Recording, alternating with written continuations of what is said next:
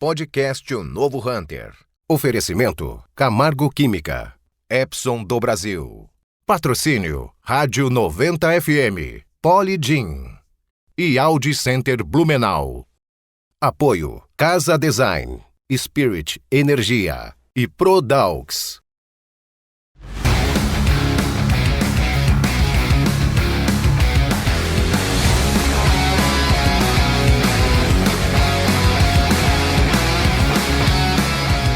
Olá, eu sou Roberto Vilela e você está no podcast Novo Hunter.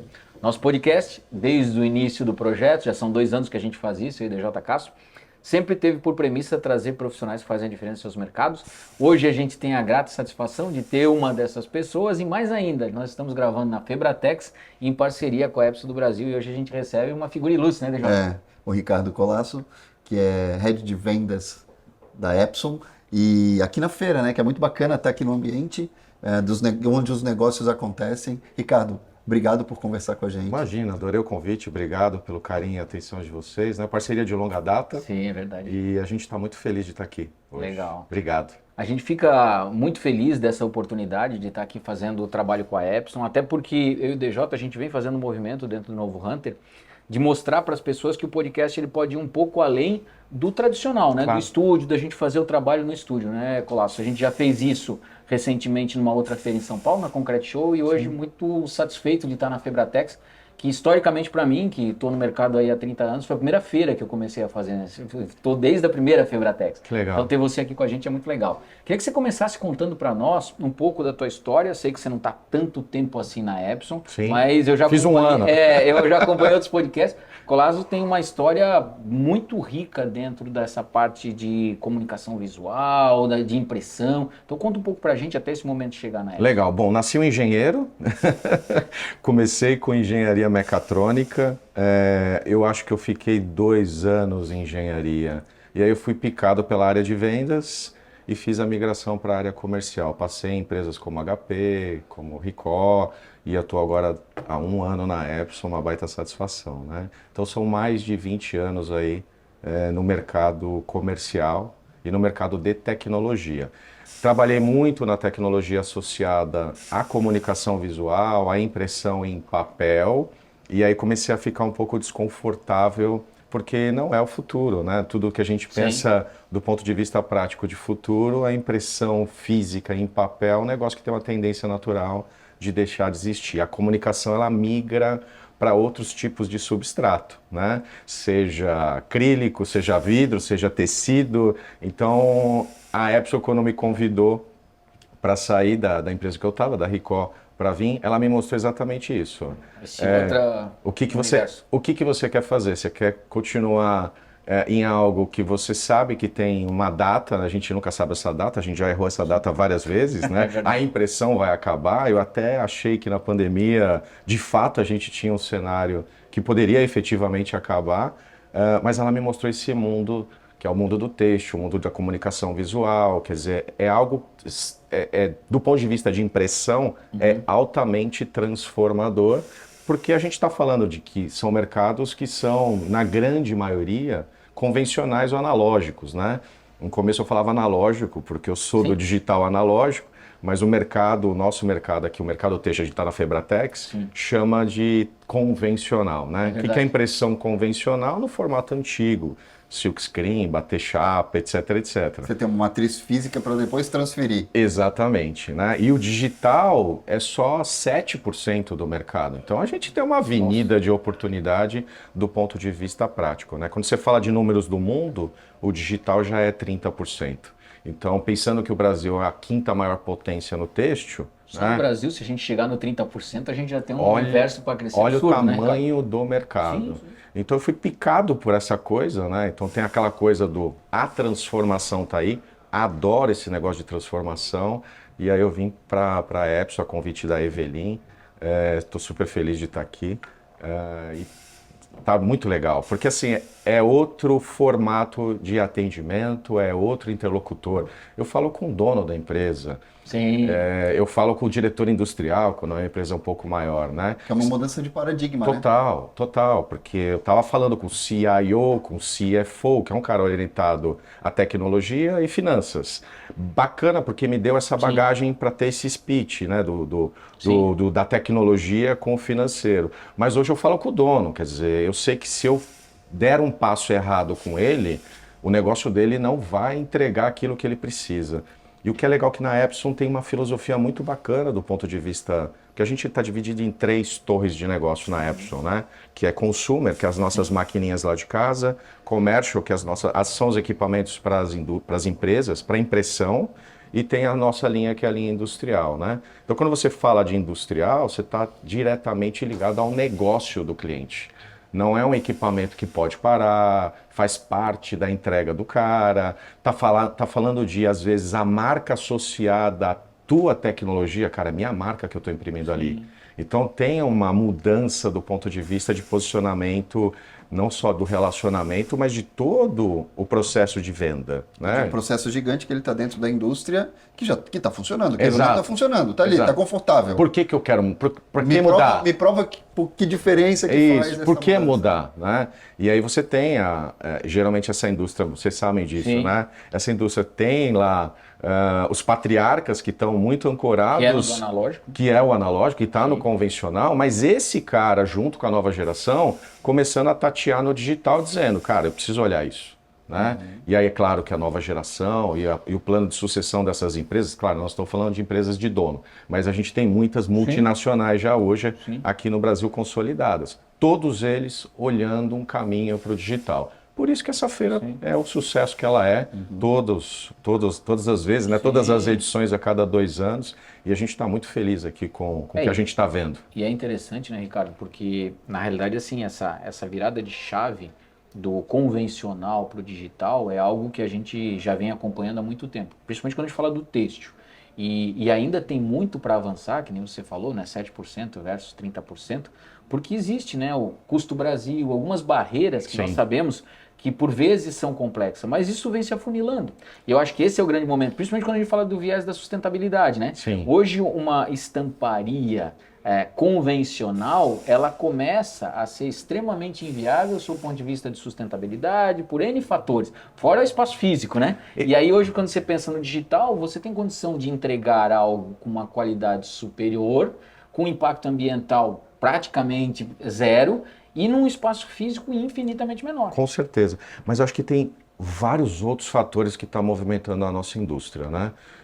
Apagão de mão de obra. Também. Absurdo apagão de mão de Você obra. precisa de 10 caras numa máquina, um cara toca. Produtividade, quer dizer, como é que eu faço o meu processo ser entregue? Fator China, né? O que esses caras crescem por ano, por quê? Eles entregam algo muito rápido, eles entregam aqui, produzindo na China.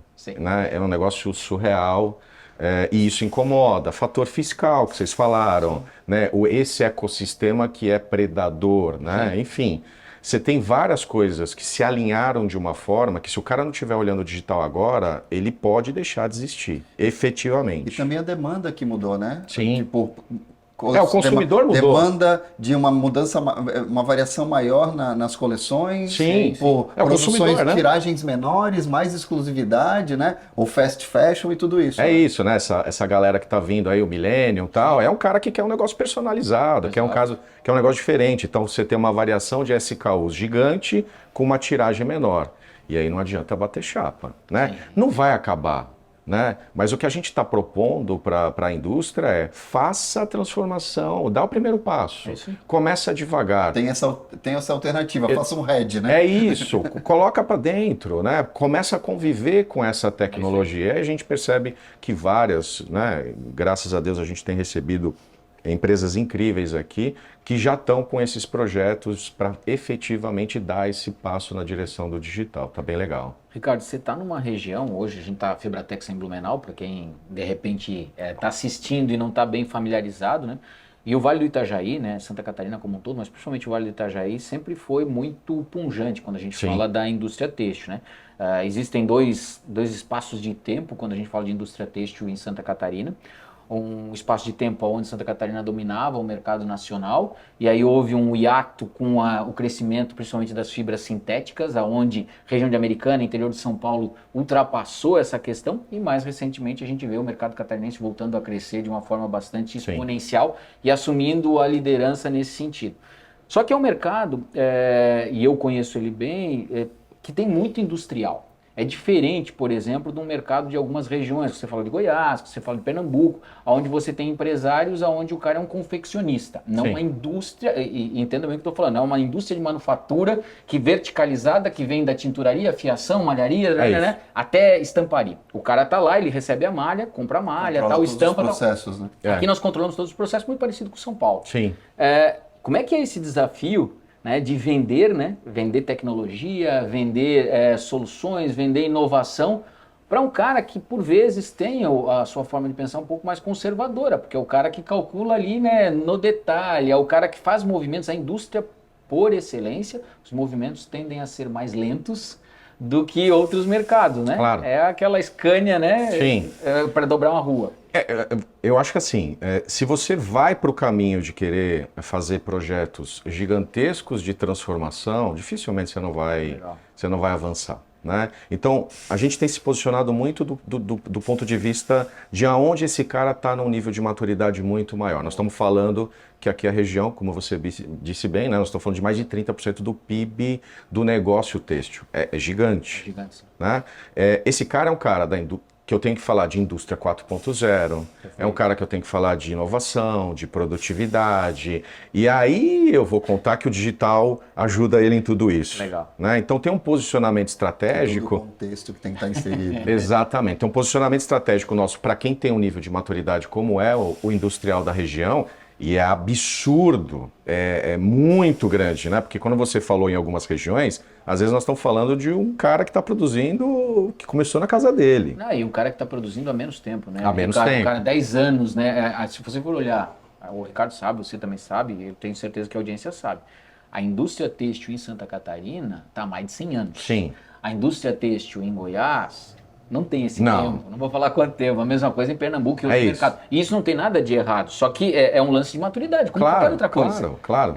E a coisa fica mais desafiadora, né? E aí o posicionamento estratégico, quando você vem com a conversa de vamos tentar te ajudar do ponto de vista de tecnologia, indústria 4.0, gestão sobre o processo, a melhoria de produtividade, a mão de obra sempre é um ponto-chave. Perfeito. Né? O downsizing da indústria, né? Cara, será que se a gente ocupar menos espaço físico, com menos, aí vocês falaram de um ponto que é importante, ESG, com menos pegada de água, etc. Quer dizer, aí quando você começa a falar disso, o cara fala, começa a fazer sentido.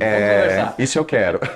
Senta aí. Isso faz sentido, mesmo que ele seja um cara romântico no negócio dele. Sim. Porque a gente tem, e o industrial da região, por estar consolidado, ele é um cara, amigo, não vem me dar aula de dar algo que eu já sei fazer. Né? Esse que é o desafio. Então o speech ele é outro, não, vamos continuar no seu processo de inovação. Né? Eu vou te ajudar a você enxergar como a gente faz. Otimização de recursos, otimização de mão de obra, aí começa, mão de obra, problema. Recursos, problema. Então, como é que você pode associar a sua marca ao tema de ESG? Porque por mais que seja, né, a gente sabe disso, né? As questões relacionadas a meio ambiente, ESG, tem um lado marketing. Né? Tem um lado assim, eu preciso ter isso por marketing. Mas a gente... Depende da marca que você atende, se é um prestador de serviço, é uma exigência até. Mas o industrial aqui da região é um cara que tem um nível de maturidade que ele de fato está engajado na causa. Né? Quer fazer para valer. Ele quer fazer para valer. Ele sabe o quanto que ele consome de pegada de carbono. Ele sabe que a indústria dele precisa queimar madeira, precisa de gás. Claro. Ele sabe que ele tem um ecossistema que é complexo. E ele tenta fazer, e aí essa indústria é maravilhosa, porque eles tentam neutralizar todo esse impacto. Todos eles, é incrível. Todos que eu visito, cara, não, mas eu tenho esse projeto que neutraliza, eu tenho esse projeto que neutraliza, eu tenho esse projeto que neutraliza. E o que é legal? Tá bom, mas legal neutralizar, né? Que são ações sociais bacanas para o cara poder solar, energia solar, várias coisas que a gente vê de ações para o cara tentar neutralizar. Mas e deixar de gerar? Sim, é o mais importante, né? Né? É o melhor. E deixar de gerar, porque essa conta, Fica até porra, mais você barato, fica pô. assim, aquela coisa da maratona, né? Eu tenho que zerar, e essa indústria tem essa maturidade, tem áreas disso, tem diretorias disso, Sim, perfeito. né? Então o cara tá lá correndo na maratona para zerar, e deixar de gerar. Porque você fica mais focado no teu negócio, você continua crescendo, você atende um novo consumidor que tem um perfil diferente, num ecossistema mais controlado, mais gerenciado. E além disso, uma mudança de ponto de vista também, de olhar mais para a demanda do que só a oferta, né? Exato. A gente vê muito isso, né? Vou comprar mais equipamentos gigantes eu vou pegar o mesmo processo e multiplicar. Calma, mas essa questão de impressão variável, de você se adaptar com muito mais agilidade, atende essa demanda que já está colocada. Sim, não né? tem dúvida. E fala um pouco também sobre o nível de qualidade da entrega, da impressão do digital. A gente passou por isso no mundo da impressão em papel offset, na transição, que antigamente tinha fotolito. Sim. Não se fala mais de fotolito. Não. Né? Então, como é que está essa transição nos processos da Epson e em relação à qualidade também do toque e tudo mais? A gente tem uma evolução que é um absurdo. E tem um motivo para isso, né? Quando você olha o mercado de quem faz impressão em fibra natural, ou até mesmo em sublimação, né? Esse é um mercado muito de integrador. Então o cara tem uma tecnologia, ele compra a cabeça de alguém, a cabeça de impressão de alguém, ele tem o software de alguém e tem a tinta de alguém. Né? O que a Epson fez? A Epson falou, eu quero fabricar tinta, eu quero fabricar cabeça, eu quero fabricar o equipamento e eu quero fabricar o software. Aí imagina que você coloca um monte de japonês engenheiro dentro de uma sala e fala, o cara da tinta fala com o cara da cabeça, fala com o cara do software e fala com o cara da máquina. Integrado, né? Então esses caras se juntam e a gente tem uma linha de desenvolvimento para a tinta funcionar melhor com aquela cabeça, com aquela máquina e com aquele software. Então eu acho que a Epson tem aí um processo de evolução bacana por não ser um integrador. Não quer dizer que um integrador seja ruim, porque tem muito integrador que utiliza o nosso equipamento. O ponto é, talvez na parte de desenvolvimento, a Epson é uma empresa que a todo ano a gente bate recorde de lançamento de patentes, a gente tem esses caras numa sala se degladiando para dizer o que eu faço de melhor e com a menor pegada. A Epson tem uma filosofia muito legal. São as coisas das picadas que me fizeram para cá. Né? Vim de uma empresa japonesa para uma outra japonesa, mas eu vim para uma empresa de engenharia de transformação. A Epson é uma empresa de tecnologia e de engenharia, né? É engenharia de transformação. A gente tem um negócio chamado Shoshosei, né? Que é uma palavra que segue a gente, né? Que está muito associado à tecnologia compacta, precisa, entregar com a melhor qualidade. Então, todo o processo de desenvolvimento, inclusive das relações, elas têm que passar por um checklist. Tá, mas o cliente viu a nossa máquina funcionando? O cliente testou nas suas bases? O cliente sentiu o toque? O cliente gostou? A gente fez a produção que ele precisava? Isso tudo é um checklist de um processo de venda para poder entregar. Né?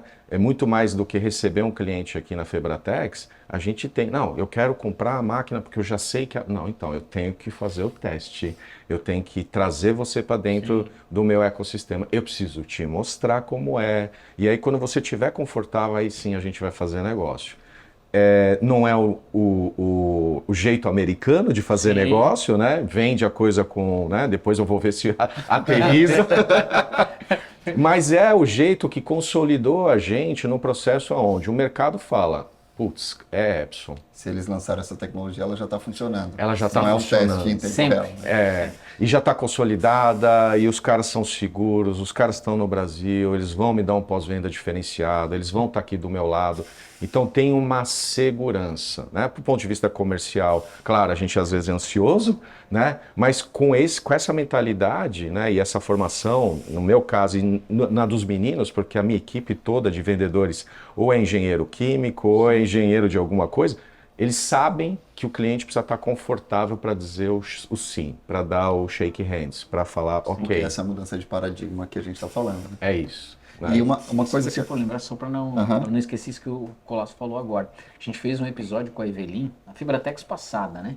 E a Evelyn conta um pouco disso, né? Talvez até o Alessandro na edição aí pode colocar esse corte ali da Evelyn junto no episódio com o Colasso. onde ela fala, né, que quando começou o processo da sublimação, você vai lembrar disso aqui, demorou muito para a Epson aceitar dizer que tinha máquina para sublimação. Sim. Até validar muito isso. Lembra que no começo tinha aquela questão de máquina adaptada. O marketing tinha que ser porque eles não aceitam. Quando eles disseram temos máquina de sublimação, aí encaixa com o que você falou, é porque já estava 100% dominado. A gente trouxe Estava homologado. A gente trouxe os japoneses para cá. Sim, exatamente. Foi, e aí quando a gente acompanhamos isso, né? Eu acho que tem dois paralelos aí. Vocês devem lembrar das impressoras para casa que tinha um tanque de tinta com uns canos para fora. Foi daí que nasceu o EcoTank. Exato. Que a gente trouxe o japonês para ver e quando ele viu milhares de máquinas com aqueles caninhos, adaptadas, improvisadas, as máquinas convertidas Exatamente. de sublimação, o cara falou, caramba, que é Vamos isso? transformar isso numa coisa que funcione de verdade. Mas aí a tecnologia que ele usava lá não era para o que a gente usa hoje. Então o cara falou, bom, então tá bom, eu vou ter que usar um equipamento para sublimação, a tinta é pigmentada, ou a tinta tem uma base de corante diferente, eu vou desenvolver uma cabeça para aquela tinta, para aquele equipamento e para aquele software. Não vou adaptar. Porque senão fica improvisado, entope, dá problema e tal, mas aí vamos fazendo, vamos fazer direito. E graças a isso você tocou bem num negócio legal, que a gente hoje tem mais de 80% de market share em sublimação. Então é monstruoso. Então a gente está, desde a maquininha 4 na casa do cara, estampando já em sublimação, até os equipamentos industriais. Então a gente também democratiza o uso da tecnologia, né, do ponto de vista de sublimação. Ricardo, você comentou, né, que ESG tem muito essa coisa, sustentabilidade só como ferramenta de marketing, mas que é importante mostrar de verdade. A gente está falando dessa mudança de paradigma que realmente traz uma solução nesse sentido. Sim. Mas outro termo que também é muito usado de forma leviana, às vezes, é inovação. Sim. Que o pessoal fala inovação como uma coisa, vamos fazer uma coisa divertida, uma coisa diferente, e não é por aí. Eu acompanho aqui o ecossistema de inovação há um bom tempo. Sim. E um dos grandes indicadores de inovação é o que você falou antes, que é registro de patente. Isso é inovação de verdade. Sim. Fizemos uma coisa que ninguém fez até agora, que resolve um problema. E essa abordagem que, para mim, é muito bacana. Claro. Né? E no Brasil a gente tem um celeiro de tecnologia maravilhoso, né? Acho que vocês já tiveram a oportunidade de visitar o Senai C-Ticket, por exemplo. Já fui. Que coisa fantástica, o próprio cara. Senai Matarazzo, São Paulo, Fantástico. Ali, com uma célula 4.0, foi maravilhoso. Maravilhoso. A gente está falando de tecnologia de plasma, a gente está falando de reciclagem, a gente está falando de utilizar fibra natural vinda de casca de banana. Cara, isso tem no Brasil, que a gente também, a gente às vezes negligencia as tecnologias tupiniquins, né? A gente faz coisa legal. A gente tem R&D no Brasil, a gente tem área de desenvolvimento no Brasil. E o Sistema S com certeza faz um trabalho maravilhoso. E o que a gente precisa? Que a indústria apoie, né? Para escalar essas inovações. Os caras estão fazendo os negócios de plasma, que você pode fazer coisas muito diferenciadas, não só na fibra, mas como no tecido, para subir cor, para você fazer variantes do tecido, para ela poder receber tinta de forma fantástica, né? Como é que nós vamos fazer tinturaria, por exemplo, no convencional, em fibra reciclada? Não é um negócio simples. Sem dúvida. Né? Então tem muita tecnologia. O que precisa é a gente investir e a gente apoiar a área de desenvolvimento do Brasil. Como é que a gente apoia? Adotando a tecnologia. Os caras não querem grana. Então se você vai falar com o Senai, por exemplo, o C-Ticket ou qualquer outro Senai, que a gente sabe que lá tem o Senai da Moda em São Paulo, esses caras não, eu quero que você faça negócio comigo. Eu não quero que você me apoie investindo dinheiro no desenvolvimento de tecnologia. Eu quero que você adote a tecnologia. Olha que legal. Coloque ela em prática para validar e ela se transformar em algo útil e não algo laboratorial, né? Exatamente, porque aí você cria uma espiral positiva e aí você gera receita dos dois lados. E deixa de ser invenção e passa a ser inovação no mercado. É isso. Porque muito se você legal. for acompanhar ao longo desses anos, muitos de nós aqui já estamos há um bom tempo no mercado, foram vários os movimentos, seja para a indústria têxtil ou outras indústrias, que a gente percebia que tinha um sentido muito interessante e morreu por quê? Porque Claro. nunca saiu de um experimento laboratorial, né? Então ficava numa escala muito pequena, ninguém abraçou a causa, né? E aí a coisa não decolava. Então o que você está falando é fundamental. Sim. Queria entrar num assunto que você tem, a gente percebe, né? Tem todo um viés extremamente comercial e você vem para uma empresa, você já tinha trabalhado em empresa japonesa antes, que tem uma pegada muito de engenharia mesmo, assim, né? Sim. Vamos com calma. Vamos com calma, né? Um passo após o outro e vamos com tranquilidade. Eu sempre falo, e a minha área também é a área de vendas, que a gente que vende, o nosso objetivo hoje, principalmente pós-pandemia, é ganhar mais tempo. Eu parto da premissa que se me derem mais tempo, eu vendo. Agora, eu preciso de mais tempo. O que é o mais tempo? Eu venho conversar com você, se me dá 5 minutos, se eu conseguir 10, a probabilidade de eu efetivar o negócio é grande. Claro. Então, esse pitch inicial, esse approach inicial, ele precisa ser muito convidativo para você dizer, beleza, Roberto, tens mais 5 minutos. É assim que funciona. Como é que você adaptou essa tua característica que a gente vê que ela é, sabe, é bastante punjante para uma empresa que tem uma pegada assim, não, vamos com um pouco mais de calma, tal. Como é que você está fazendo isso? E até a tua equipe, né? Você tem uma equipe bacana, eu conheço os caras. Como é que você está fazendo isso para ajustar, né, a velocidade do Ricardo com a cadência que é DNA de Epson? Legal. Eu que conheço o Epson há muito tempo, sei que a cadência é DNA de Epson. Legal você falar, porque quando eu cheguei aqui, o pessoal falou assim, então, Colasso, lead time de fechamento 1 ano e meio. Olha só, é cadência mesmo, né? Lead time de fechamento. Tempo de E o cara já fechamento. se debatendo, provavelmente. Tempo de fechamento 1 ano e meio, já comecei, já comecei a ficar tremendo assim. Tem Gardenal? 1 ano e meio. A gente tem que ter todo esse checklist aqui no processo, né, para começar a falar da parte financeira, etc. O speech tem que ser sempre pasteurizado, então a gente só pode falar A, B e C, né? Não, pera, vamos mudar isso aí, vamos tentar ajustar. Hoje a gente tem, vamos lá, negócios que a gente já está consolidado. Então, quando a gente fala de sublimação, nós estamos falando de mar vermelho. Sim, mercado, todo mundo se degladiando, né, amigo? todo mundo se degladiando, mercado consolidado. Aqui o meu lead time tem que ser de no máximo 90 dias. Beleza? Não existe. Ou cai matando ou cai fora. Ou quer, né? Ou quer ou não quer, ou decide. quer fazer ou quer fazer. E aí tem. Quem é esse cliente meu? É o cliente que já está comigo, que tamanho que ele é pequeno, médio. Então aqui o que eu tenho que fazer? Aqui eu tenho que ter um discurso de vamos crescer juntos. Então você é o pequeno, precisa fazer o movimento de uma máquina maior, você já está grande, você precisa fazer o movimento de uma indústria. Né? Relacionamento, entender o movimento do cara e mostrar para ele que ele tem mais eficiência, mais produtividade se ele escala equipamento. O nosso mercado, desde papel até impressão em tecido, quanto maior equipamento, maior escala você tem, maior produtividade e menor custo. Essa é a regra básica. Então pronto, pega o simples e aplica nesse cliente que a gente já conhece, ou com a nossa máquina, ou com a máquina do concorrente. E aí ele percebe nisso, opa, aí tem uma consultoria.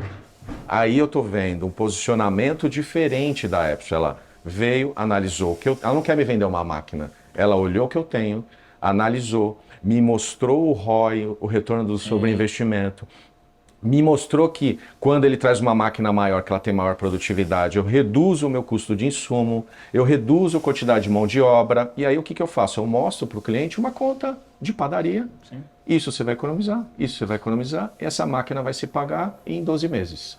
Que essa é a grande informação que ele precisa. Né? É isso que ele precisa para tomar decisão. Quando você fala de mercados de transformação, aí o speech é outro, que é aquele que a gente estava falando.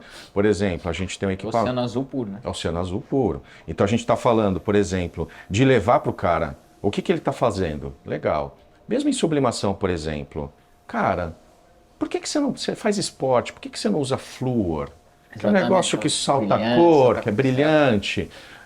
Eu quero falar com a tua área de inovação. Eu não quero falar com o dono. Eu quero falar com quem desenvolve. Aí a gente traz o cara que faz o desenvolvimento. Isso, o arte finalista, o designer. Aí esse cara, ele olha aquela tecnologia que pode trazer para ele uma oferta e uma entrega diferente, né? Ele fala, eu quero. Né? Mas quem é o stakeholder aí? É o cara que faz, é o arte finalista, é o cara do desenho, etc. Né? Então, são situações diferentes. E do outro lado, nós estamos falando de oceano azul, que você falou bem, que é adoção do pigmento, impressão rolo a rolo, imprimir digital direto na fibra natural. Aí você tem toda aquela... o mercado está maduro? Está maduro, legal. Aí é o speech da indústria 4.0, produtividade. O limiar da inovação mesmo. O limiar da inovação, né? Eu estou com um cliente que ele está na sublimação, ele já está grande, mas ele quer começar a fazer fibra natural, porque ele não aguenta mais, a pressão do custo, né? Aí você mostra a transição para ele. Deixa eu te explicar como a gente faz essa transição. Então, aonde foi os ajustes? Que vocês me perguntaram, né? Respondendo, que eu fiquei enrolando aqui vocês dois. Estava só vendo, não parece responder, meu. Acertamos o speech para cada tipo de público. Perfeito. Tá? Não podia ser 1 ano e meio para tudo. Não. Cada um tem o seu É porque tem coisa que perfil. 1 ano e meio, cara, Não, nem então começa, né? aquilo que a gente chama, né, que vocês sabem que eu estou no texto e a gente tem a linha de signage também de sinalização, aquilo que a gente chama aqui de pãozinho quente, né, é 3 meses. Esse é o ciclo de fechamento. Não pode ser mais do que isso, senão não tem negócio, tá? E aquele que é inovação, é quebrar o status quo. É mais estrutural. É mais estrutural, tem que levar no máximo, eu falo, é um bebê, tem que levar no máximo 9 meses. É uma criança. É o período de gestação. Porque aí você tem, de fato, que você tem que provar a tecnologia, você tem que levar o cara para dentro, você tem que mostrar, o cara tem que rever processo, o cara tem que pegar na mão, o cara tem que olhar, o cara tem que ver, a gente tem que olhar ele. Como é que a gente adapta o teu negócio para isso? Uma construção em conjunto. Né? Exato. Me dá um pedacinho. Sim. Eu não quero começar com um pouquinho. Eu não quero a pizza toda, me dá 3% da tua produção. Entendeu? Aí você acerta o speech e a gente tem conseguido sucesso com 9 meses aí, que seria o ciclo de fechamento. E é bem engraçado, porque de repente quem está assistindo aqui o nosso episódio... E tem um pouquinho de barulho às vezes, né? Que a gente está no meio da feira, né? E tá assistindo o episódio, de repente a pessoa está pensando assim, 9 meses é muito tempo. Se não é de um mercado mais industrial, acha que 9 meses é muito tempo. Muito pelo contrário, eu acho que quando a gente fala de 1 ano e meio para 9 meses, uma redução significativa. Sim.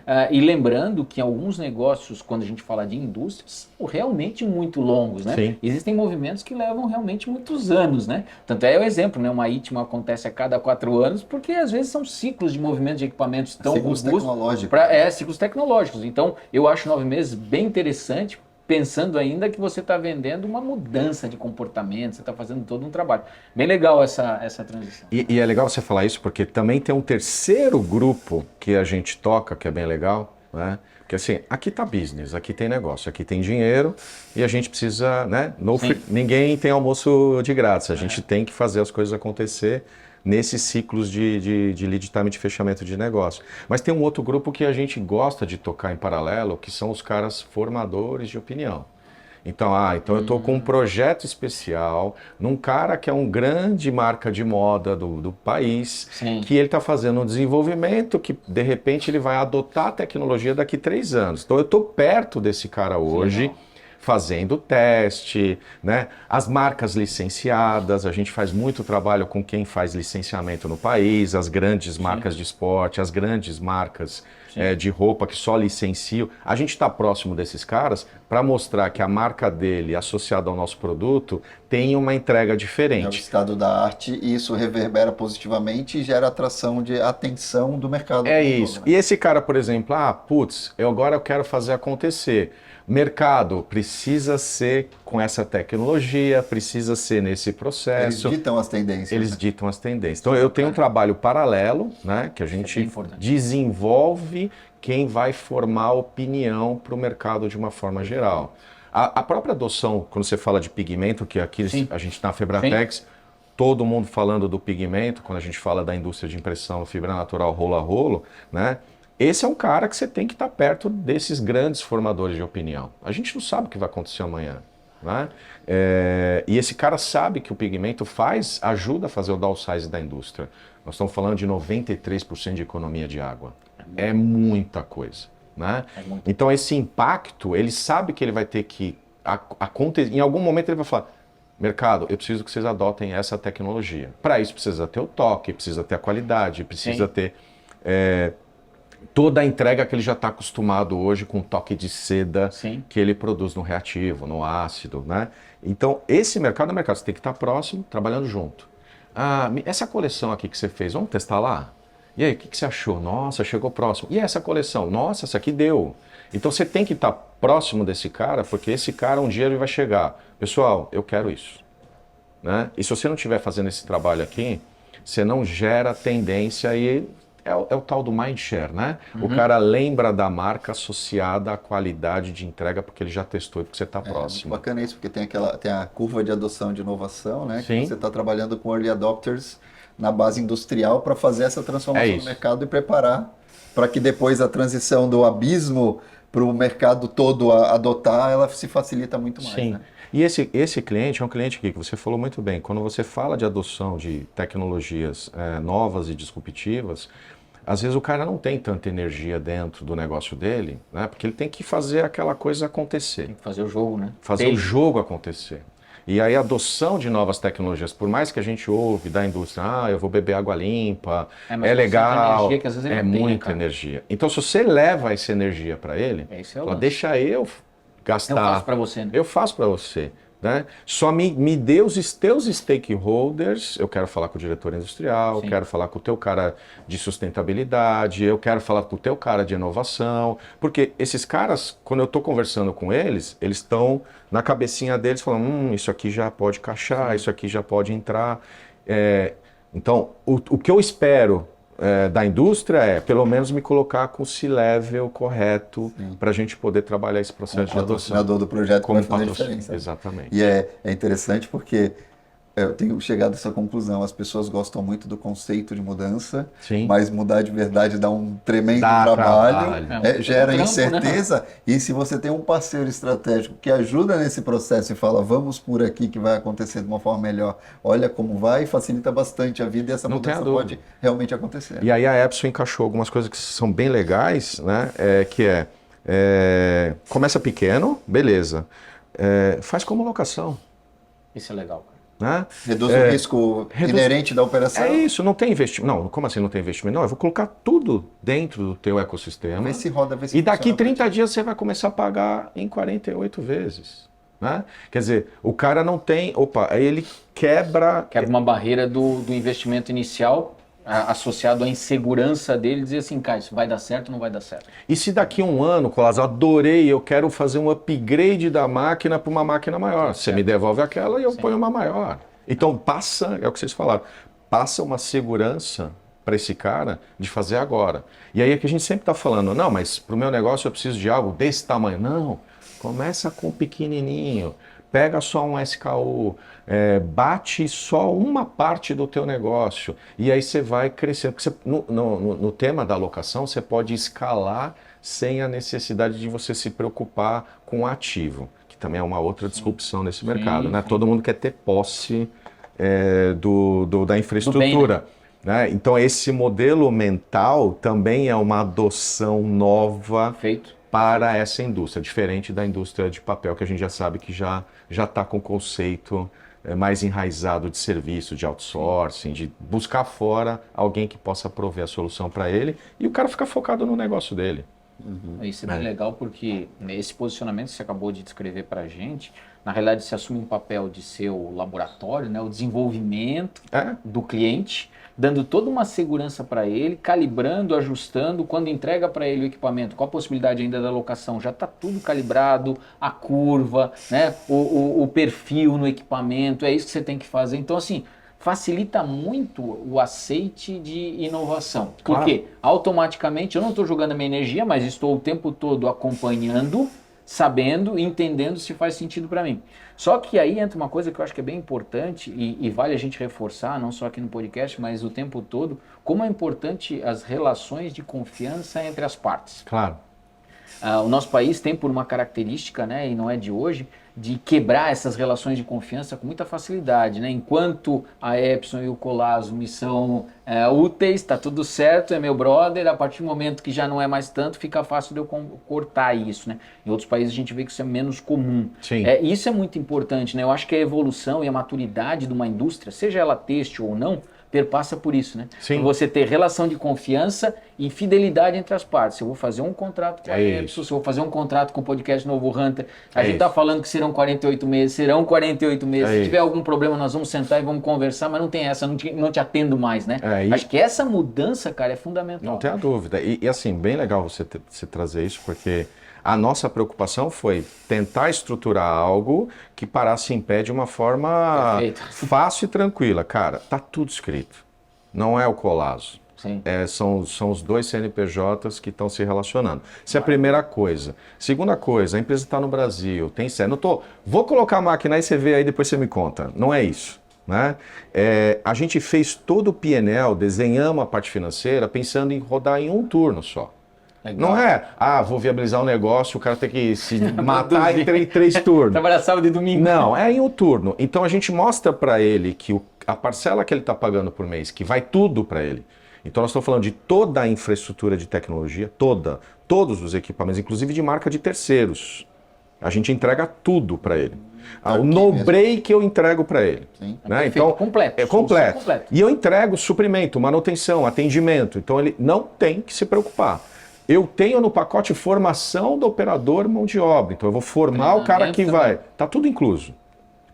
E essa conta que a gente faz, desse valor mensal, em um turno, ele retorna com lucro, ele paga e tem lucro. Ele paga a nossa mensalidade e ele tem lucro, porque na conta eu mostro quanto que você vai gastar com o operador, quanto você vai gastar com energia, quanto que você vai gastar. Tudo bem, 93% de impacto de água, de redução de água, mas tem 7%. Quanto que isso representa para você? Legal. Então a gente mostra para ele que não é um negócio. Se zerasse a conta num turno só, já estava maravilhoso. Não. Mas se ele tiver mais demanda, aí fica Ele muito tem bacana. lucro com um turno. Se ele já tem lucro com um turno, cara. Então por isso ele, Imagina. Ele pode ser um cara que assim, pera. Vamos lá. Tá muito bom isso, né? Mas eu posso dar esse passo nessa direção da inovação. Então não é um negócio que... Bacana. Isso está muito estruturado e está escrito. Eu acho que é interessante porque quando você fala de bens de capital, né? Sim. Tem que ter essa abordagem. Claro. A conta tem que fechar e fazer sentido. E nessa mudança toda, que é uma abordagem totalmente racional, para uma mudança de paradigma de um industrial que tem uma relação emocional com a sua estrutura atual. Né? Claro, então, é meu. Facilitar o máximo possível essa transição é muito válido. Né? Sim, e quando a gente fala na grande indústria, ou até no médio industrial, que é o cara que já está no lucro real, tal, é uma operação que ainda traz benefício fiscal e financeiro, entendeu? Para ele. Né? Então até isso a gente traz quando a gente faz a apresentação. Então, qual que é o impacto disso no teu negócio do ponto de vista de benefício fiscal? Né? Pensando que é um país que a gente sabe que é um voraz consumidor, né, da indústria do ponto de vista da parte fiscal, né? É o sócio majoritário. É verdade. É o sócio majoritário. Ter uma operação que ainda traz algum benefício fiscal para ele é um negócio que a gente quer mostrar, para mostrar para ele que, cara, tudo a gente pensou para você poder dar esse passo, para você poder viabilizar. Me dá os meus 100 metros quadrados, que é o máximo que eu preciso. Olha, 100 metros quadrados. E vamos começar esse negócio juntos. Bacana. Então, acho que tem isso. Muito legal. Ricardo, fala um pouquinho, você está há pouco tempo na Epson, como Sim. foi essa tua mudança em relação ao teu estilo de liderança para cuidar do time com essa tua abordagem, todas essas mudanças que você acabou fazendo? Eu acho que o que ajudou muito foi, primeiro, adoro mudança, a primeira coisa, né? Então, eu estudei muito. Então, o que eu fiz? Eu fiz um trabalho de imersão não teórico, eu fiz um trabalho de imersão prático. Eles todos são técnicos, então eu não tenho nenhum vendedor. Todos os meus vendedores são pré-vendas, que foram para a área comercial. Então, o que eu combinei com a Ive, que inclusive foi ideia dela? Faça um processo de integração visitando o cliente. Vai para o campo. Vai para o campo. Vai para o campo. Você vai ouvir o nosso pré-venda e você vai ouvir o cliente, que é uma baita escola. Porque quando você fala dessa indústria, o cara sabe do processo produtivo. Sabe. Então, quem me ensinou? O nosso cliente, ou o nosso futuro cliente, e a minha equipe. Então, eles que me ajudaram nesse processo de transição para ter o speech. liderança. Cara, esse é um mercado de hands-on, de olho no olho, de você estar no campo. Até porque essa sensibilidade de entender qual que é o momento do cara, o que ele está fazendo, para onde ele está indo, qual o tamanho dele. Tanto que quando eu chego nas visitas, os caras falam, não, então vamos sentar na sala de reunião. Cara, vamos visitar, me mostra a tua empresa. Vamos andar. Vamos andar, eu quero conhecer o teu negócio, olhar, porque esse olhar é um olhar de dizer, putz, o cara está aqui nesse tema, aqui ele está aqui, ali eu percebi que tem uma oportunidade de melhoria, havia uma quantidade de pessoas ali associado a um processo produtivo. Então, você vai calibrando o speech quando você visita o cara e conhece ele. Então, respondendo a sua pergunta, porque eu te enrolei de novo, qual é o meu formato de liderança? Cara, tá junto. Então, acho que eu não sou o cara de sentar na cadeira, né? Aí falou assim, você sabe que você tem uma mesa na empresa, não vi ela. Me leva ela até lá. Eu fico entre o Solution Center, que é maravilhoso, vocês já tiveram lá, lá tem uma indústria montada, né? Entre o Solution Center e o cliente. Né? Eu acho que essa é a melhor escola e a melhor forma de você poder estar com o teu time liderando. E eles estão vendo esse novo posicionamento, porque o olhar deles era um olhar mais técnico.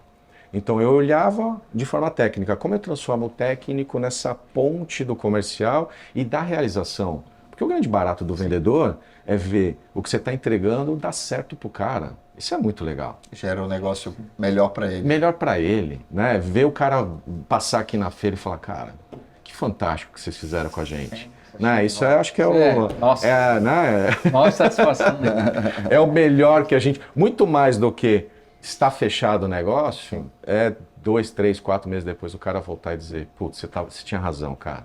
Obrigado por você ter me ajudado no meu negócio. Então, acho que é isso. É uma liderança junto. É estar junto com eles nesse processo de transformação. Colosso, a gente tem uma denominação aqui no podcast. O podcast chama O Novo Hunter, né? E a gente sempre, quando está finalizando o episódio, a gente pede para o nosso entrevistado que ele faça uma análise e nos traga aí qual é o perfil desse profissional que ele gostaria de ter do lado, né? Que a gente chamou desde o início do projeto como Novo Hunter, né? Quem é a pessoa que, se ele fosse contratar ou que ele fosse trazer para o lado, seja para mentorar, para treinar, que características e que habilidades ele entende que essa pessoa teria que ter? Quem é o Novo Hunter para você? Cara, eu gosto da coisa do eclético, né? Eu costumo dizer que o time que a gente montou são características e pessoas completamente diferentes, né? Você tem um cara que já foi da indústria e veio para cá, né? Você tem um cara que é engenheiro químico, você tem um cara que é engenheiro mecatrônico, técnico, você tem um cara que veio do segmento de sinalização e hoje ele está ancorado. Eu acho que o cara precisa ser e precisa ter o desejo, que nem eu, de conhecer coisas novas, de aprender. Eu aprendo com eles, eles aprendem comigo. Então, essa coisa da curiosidade, né? E a vontade de, efetivamente, cara, que delícia ter trabalhado hoje, visitado esses clientes e a oportunidade que a gente tem de transformar o negócio dele. Esse status quo de a gente pode ajudar ele a ser melhor, a gente pode ajudar ele a se transformar, a gente pode ajudar esse cliente, pode ser o pequenininho ou a grande indústria, a dar o próximo passo.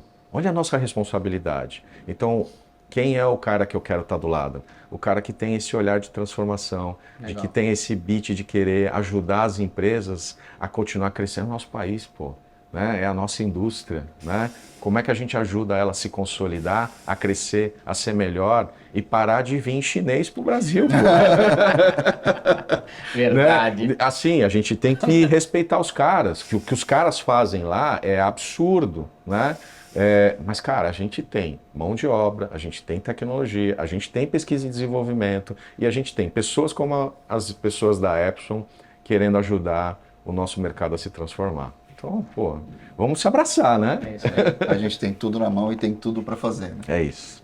Legal. Bom, Ricardo, obrigado. Foi muito Imagina. boa essa conversa, entender um pouco e conhecer a tua trajetória profissional, a tua experiência, a tua abordagem, essa mudança de ponto de vista, né, com foco no cliente, para gerar essa transformação da indústria para esse novo paradigma que é inevitável. Claro. Né? Não vai ser 100%, mas vai ser uma grande porcentagem. né? E que faz a diferença, ajuda na sustentabilidade. E um grande exemplo de inovação de verdade que a Epson dá, né? Nas patentes, no processo de homologação e na aprovação e implementação dessas transformações tecnológicas que realmente fazem a diferença para gerar resultado para os clientes, né? É isso. Obrigado. Imagina, a gente que agradece.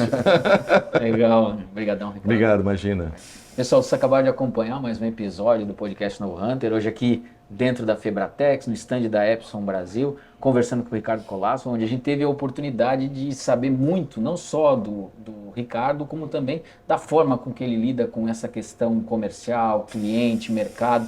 E é extremamente importante você observar que às vezes as coisas são bem mais simples do que a gente imagina. Basta você respeitar as pessoas, você ter a cadência certa e obviamente ter recurso, ter tecnologia, ter capacidade, que as coisas acontecem. Então esse lance da paciência, esse lance de respeitar o mercado, respeitar o cliente, ter transparência, não ser ansioso no sentido de querer o todo, quando às vezes uma parte já é o suficiente para a gente estabelecer esse elo de ligação, é fundamental. Então continue acompanhando nossos episódios, continue solicitando para que as pessoas se inscrevam no canal, porque isso é fundamental para a gente. E a gente vai continuar aqui na Febratex entrevistando mais uma série de outras pessoas para a Epson. Valeu, forte abraço!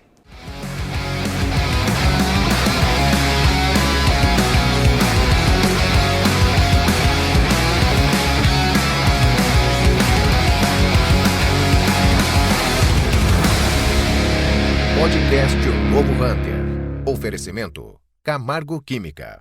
Epson do Brasil. Patrocínio Rádio 90 FM. Poligin. E Audi Center Blumenau. Apoio Casa Design. Spirit Energia. E Prodaux.